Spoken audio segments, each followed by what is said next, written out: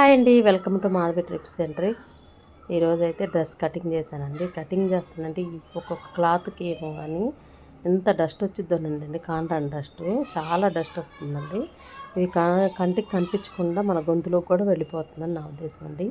ఇది ఇక డస్ట్ అయితే చూసారా, డ్రెస్ కటింగ్ అయితే చాలా ఒక్క డ్రెస్కే అంత కొంచెం డస్ట్ అనేది వచ్చిందండి. ఒక్కొక్క డ్రెస్ క్లాత్ ముందు అందులోని స్పేసులకి అయితే చాలా ఒక్కొక్కటి అయితే చాలా డస్ట్ వచ్చిందండి. అవి ఎంత దులిపినా కూడా పోవట్లేదు. అది మన గొంతులోకి కూడా వెళ్ళిపోయిద్దని నా ఉద్దేశం అండి. కాంట్రాన్ డస్ట్ మనం దారాలు ఒక్కోసారి ఎక్కువగా పడిపోయినప్పుడు, కుట్లు అదనంగా పడిపోయి ఒక్కోసారి స్టిచ్చింగ్ రానప్పుడు ఉపదిస్తూ ఉంటున్నప్పుడు మనం నోటితో కూడా ఒక్కోసారి తీస్తూనే ఉంటాము కనిపించకుండా. అట్లాంటప్పుడు మన గొంతులోకి కూడా వెళ్ళిపోయిద్దండి. అట్లాంటి వాటికి తులసాకు, తమలపాకులు, మెంతాకులు కషాయం తీసుకుంటే మన గొంతులో ఏదన్నా ఉన్నా కూడా కొంచెం మిరియాలు యాడ్ చేసుకుంటే మనకి గొంతు కూడా ఏదైనా డస్ట్ ఉన్నా కూడా రిలీఫ్గా అయిద్దంటండి.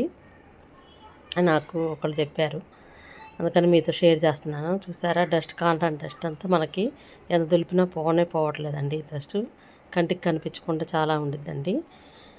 ఇలా అయితే అనుకుంటున్నాను. మరి మీరు కూడా ఇలా డస్ట్ అయితే ఫేస్ చేస్తున్నారా? నా వీడియో నచ్చితే మళ్ళీ లైక్ చేసి సబ్స్క్రైబ్ అయితే